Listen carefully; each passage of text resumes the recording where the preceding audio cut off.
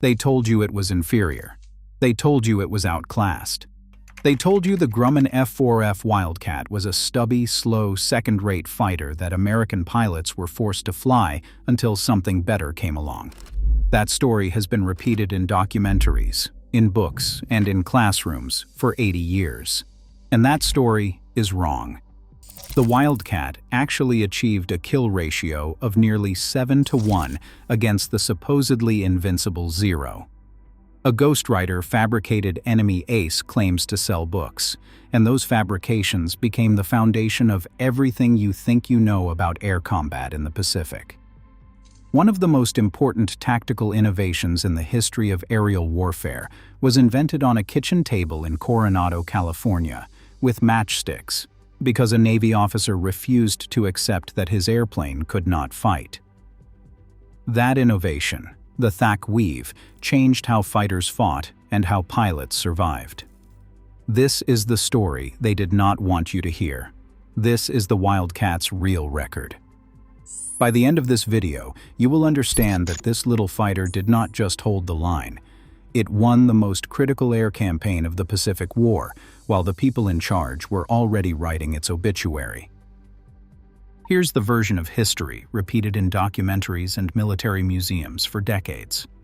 The Japanese Zero was the greatest fighter plane of the early war. It was faster. It climbed better. It turned tighter. It outranged everything the Allies could put in the sky.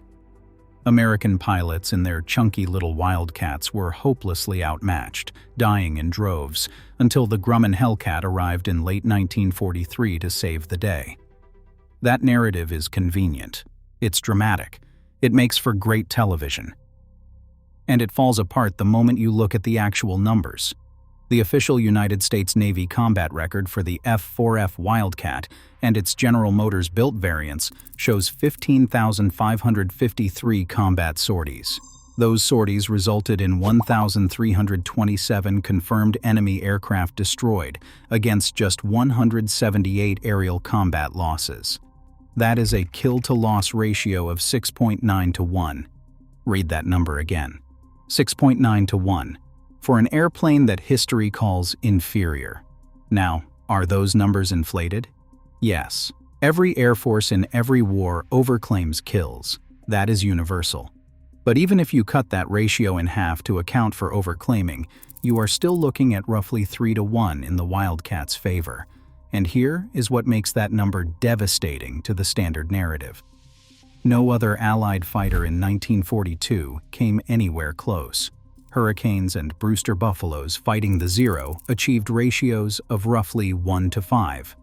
P-39 Airacobras and P-40 Warhawks managed about 1-to-2. The Wildcat had the best operational record of any Allied fighter against the Zero during the most critical year of the Pacific War. The best, not the worst. The best. So why does no one know that? Before I answer that question, I need to ask you something. If you want to know why military history keeps getting the aircraft wrong, why the winners write history and the bureaucrats edit it, this channel is built for you. I dig into the records they buried, the combat reports that contradicted the official story, the files that sat in archives for decades while the wrong version became the truth. Hit subscribe so you do not miss the next one. Now let me show you how the Wildcat got erased from history. To understand how the Wildcat got buried, you have to understand how the Zero became a legend in American bookstores and Hollywood films. And that story starts with a man named Martin Caidin. Caidin was a prolific American writer working out of New York in the 1950s. He wrote more than 50 books and more than 1,000 magazine articles. His most famous novel, Cyborg, became the basis for the $6 Million Man television series. He was a great storyteller. He was a terrible historian. In 1957, Caidin published a book called Samurai, presented as the autobiography of Japanese ace Saburo Sakai. The cover showed a Zero fighter against a blood-red sun. The book claimed Sakai had 64 aerial victories, making him Japan's greatest living ace. The number was compelling. It was dramatic. It was also, according to Japanese military records housed in Tokyo, a complete fabrication. Official Japanese records credit Sakai with 28 victories, including shared kills. In 1998, Sakai himself admitted he had never met Kaiden before the book's publication, and that the 64 kills number was invented. Historians later pointed out that 64 was the exact number of opponents killed by the legendary samurai Miyamoto Musashi. Kaiden apparently chose the number as a marketing gimmick to match the book's title. But the fabrications did not stop at the kill count. The final pages of Samurai describe in vivid detail how Sakai shot down a B-29 superfortress on the last night of the war. The passage says, "In less than a minute, the B-29 disappeared beneath the water. That engagement never happened. Not a single B-29 was lost to any cause on that mission." Sakai himself confirmed the story was fiction. Kaiden followed up with another book called Zero in 1956, co-authored with Japanese officers. These books, combined with dramatic storytelling and thin sourcing, created an entire myth around the Zero as an unstoppable superweapon. But the mythology wasn't just in the bookstores. It was in the combat reports themselves. Every book that portrayed the Zero as invincible implicitly portrayed every aircraft that faced it as helpless. The Wildcat absorbed the worst of this distortion because it was the Zero's primary opponent during 1942, the year these books romanticized most heavily. The problem was compounded by Japanese overclaiming on a scale that defies belief. On August 7, 1942, over the jungles and beaches of Guadalcanal, 18 Zero pilots claimed 36 Wildcats and 7 dive bombers destroyed. The actual American losses that day were 9 fighters and 1 dive bomber.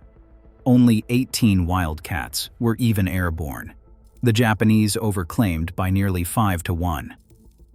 At the massive airbase complex at Rabaul, Japanese fighter pilots routinely claimed 50 victories in a single day. On January 28, 1943, they claimed 79 kills plus probables. Actual American losses that day were 5 aircraft missing and 1 fatally damaged. 79 claims, 6 real losses. These wildly inflated Japanese records were then taken at face value by Kaiden and other popular writers, creating a feedback loop of myth. The Japanese believed they were slaughtering American fighters in huge numbers. American popular historians accepted those claims, and the Wildcat's actual combat record was buried under an avalanche of fiction. But inside the Navy's Bureau of Aeronautics in Washington, things were about to get worse. There wasn't just a failure to tell the truth about the Wildcat's capabilities. There was an active bureaucratic decision that degraded the airplane, and then let the airplane take the blame. The original F4F3 Wildcat, rolling off the Grumman assembly line in Bethpage, Long Island, was a legitimately competitive fighter. It had a top speed of 330 miles per hour, a climb rate of 2,050 feet per minute, 450 caliber machine guns with 450 rounds per gun. It was the first fighter aircraft in the world equipped with a true 2-stage supercharger, giving it excellent high-altitude performance. Against the Zero, it had clear disadvantages in climb and turn rate, but its dive speed, its roll rate at high speed, its armor, its self-sealing fuel tanks, and its firepower made it a credible opponent. Then, the Navy ordered the F4F4. The F4F4 added folding wings, which was supposed to allow 5 Wildcats to stow in the carrier hangar deck in the space of 2. In practice, it only allowed about a 50% increase. That was the good news. The bad news was catastrophic. 2 extra machine guns were added, going from 4 to 6, but ammunition per gun was slashed from 450 rounds to just 240. That gave pilots less than 20 seconds of firing time. The additional guns and the folding wing mechanism added nearly 700 pounds. Top speed dropped from 330 to 318 miles per hour. Climb rate, which Grumman claimed was 1,950 feet per minute, was reported by combat pilots as low as 500 to 1,000 feet per minute in actual fighting conditions. Combat radius shrank to just 150 miles without a drop tank. The pilots noticed immediately. Jimmy Thack himself said, "A pilot who cannot hit with 4 guns will miss with 8.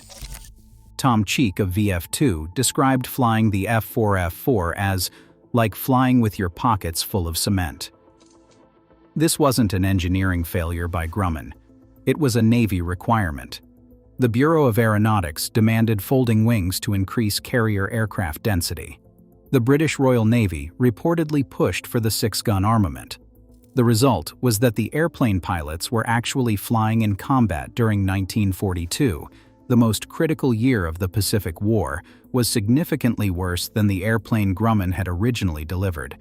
And when the F4F4 underperformed, they blamed the airplane, not the bureaucrats who degraded it. The proof that the original concept was sound came later, on the General Motors assembly lines in New Jersey. The FM-1, built by General Motors' Eastern Aircraft Division, went back to 4 guns with 430 rounds per gun. The FM-2, the final Wildcat variant, shaved 530 pounds off the F4F4, added a more powerful 1,350 horsepower Wright Cyclone engine, improved climb rate by roughly 1,000 feet per minute, and raised the service ceiling to 36,000 feet. The FM-2 could fight late-war A6M Zeros and even Messerschmitt 109Gs on equal terms at low altitude. It was, by every measure, an excellent fighter. 4,437 FM-2s were built, representing 65% of all Wildcat production. That is the most numerous Wildcat variant by far, and it is virtually unknown to the general public. Now let's go to the battles themselves, starting on a coral atoll in the Central Pacific. Not the mythology, the records. Wake Island, December 1941. 12 F4F3 Wildcats of Marine Fighter Squadron 211 defended the atoll against the full weight of the Japanese Navy. 7 were destroyed on the ground in the initial raid because there were no revetments, no radar, and no warning. With just 5 flyable aircraft, the Marines fought for 2 weeks. On December 11th, 4 Wildcats flew 10 attack sorties against a Japanese invasion fleet steaming toward the island. Captain Henry Elrod dropped a 100-pound bomb that hit the destroyer Kisaragi, detonating its depth charges and sinking the ship. The invasion force withdrew.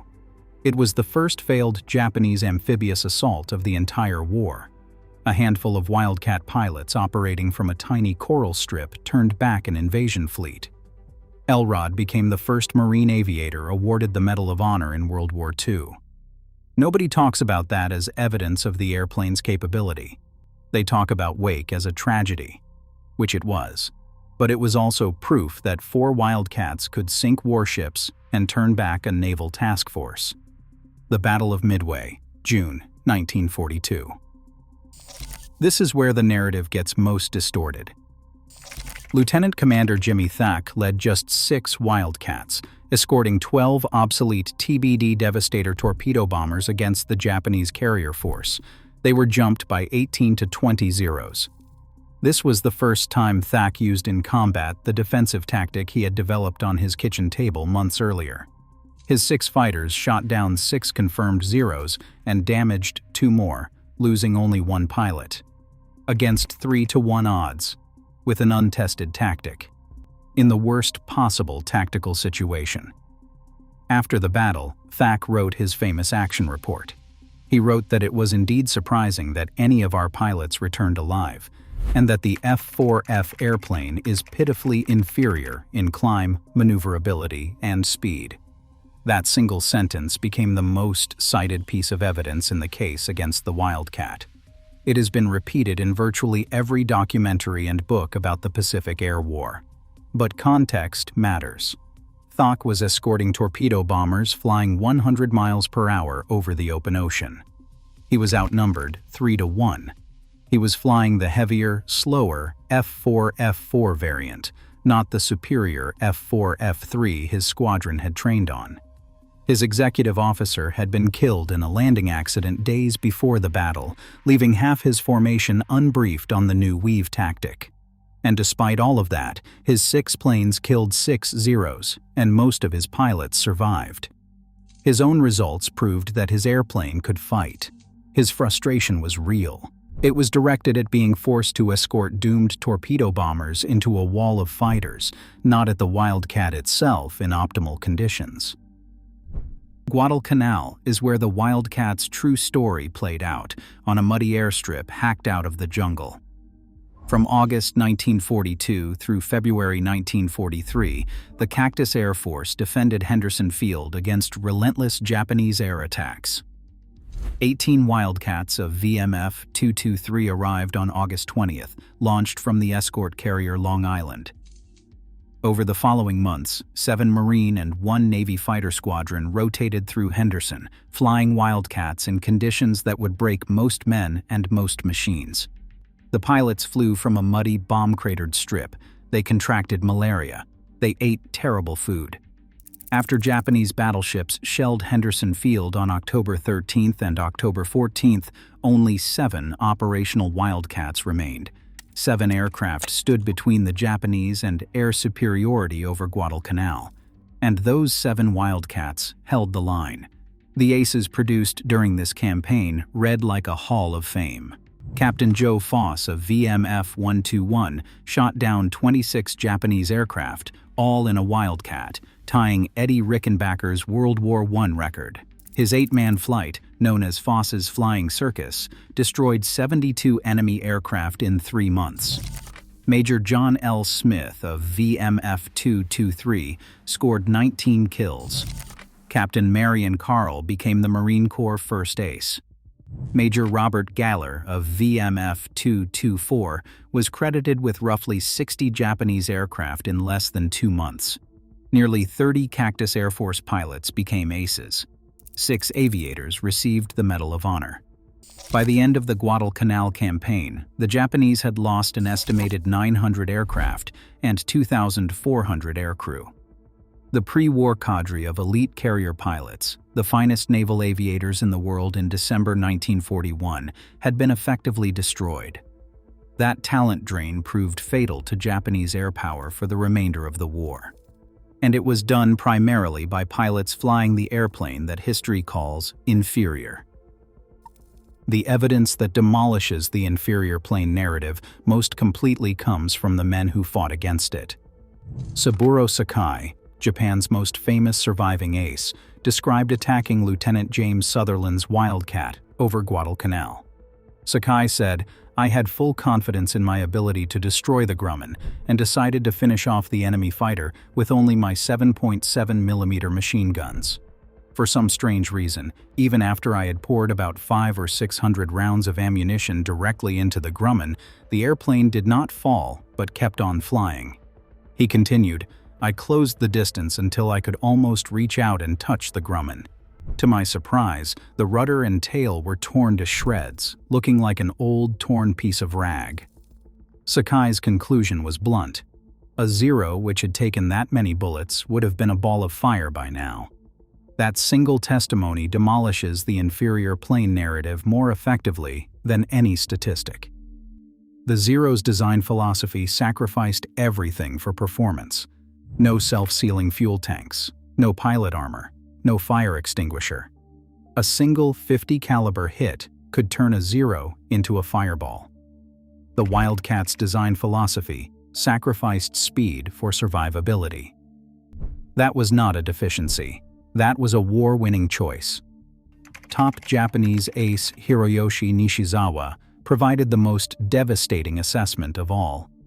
Speaking to Sakai at the Rabaul Airfield Complex in November 1942, he said, "It was not as you remember it, Saburo.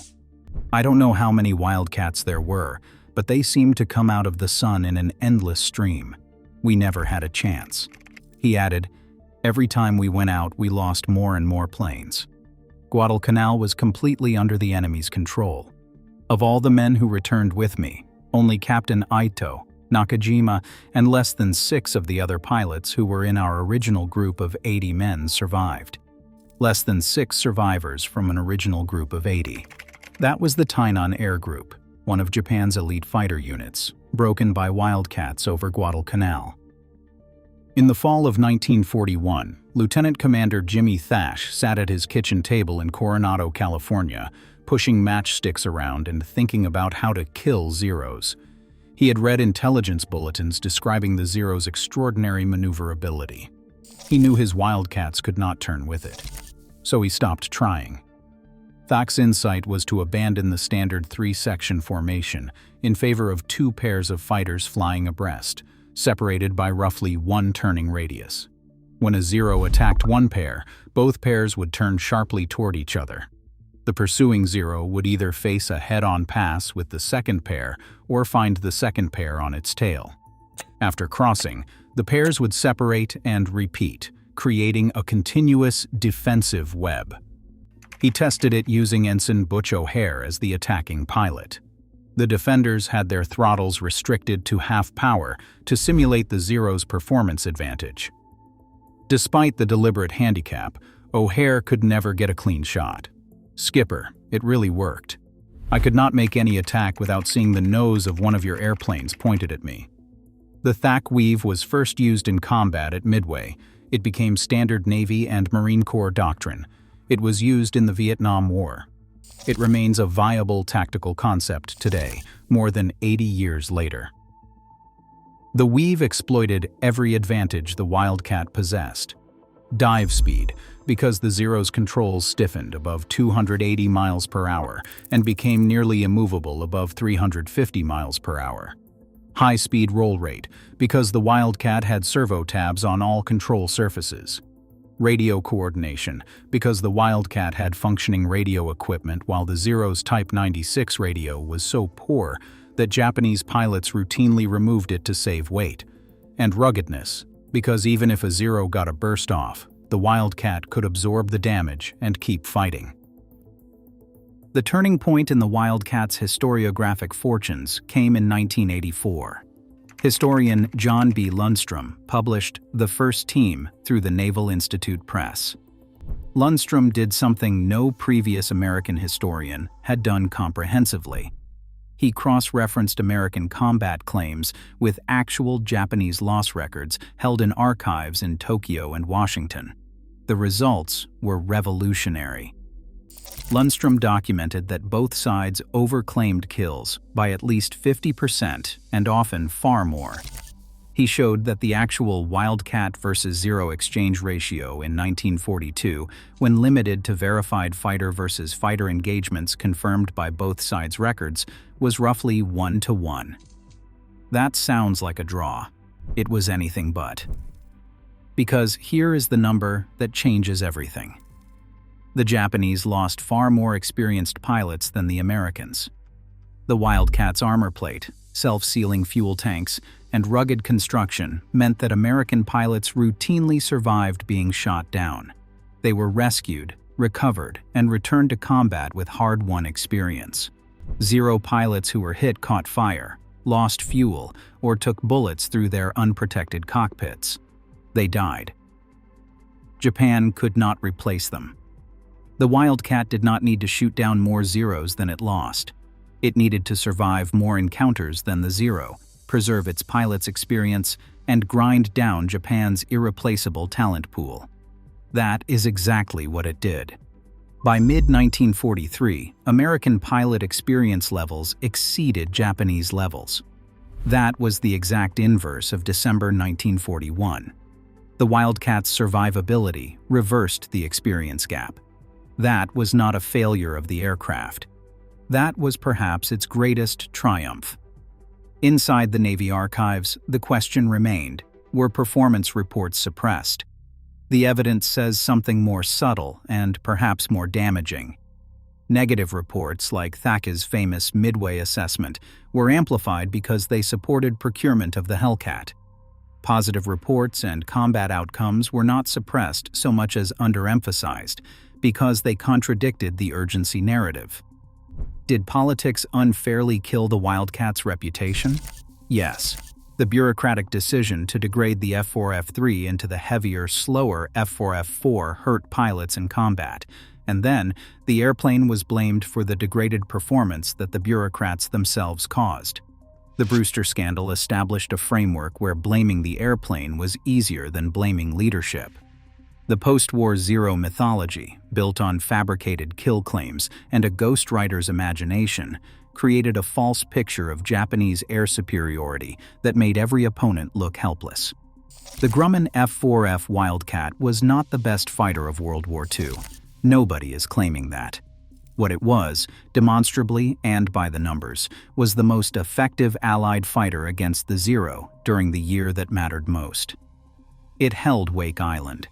It helped win Midway. It broke Japanese air power over Guadalcanal. It served from the first day of the war to the last.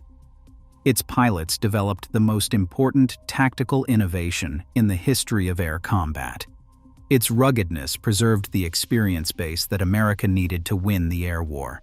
And its late-war FM-2 variant fought alongside Hellcats and Corsairs until VJ Day, still killing, still surviving, still proving that the chunky little fighter from Bethpage, Long Island was never the airplane they told you it was. Here's what hits me the hardest about this story. Those pilots at Guadalcanal, Joe Foss, John Smith, Mary and Karl, they did not know they were flying an airplane that would be remembered as inferior. They did not know that a ghostwriter in the 1950s would fabricate stories that would bury their achievements for generations. They just knew they had a job to do. 7 Wildcats against the entire Japanese Air Force. Malaria, mud, bombs every night. And they held the line anyway. Every single one of them deserved better than the history they got. This channel exists to set those records straight, to find the stories that got buried, to give credit where credit was actually earned. If you want to be part of that, subscribe. And the next time someone tells you the Wildcat was inferior, send them this video. Because the truth was in the files all along. It just took 80 years for someone to read them.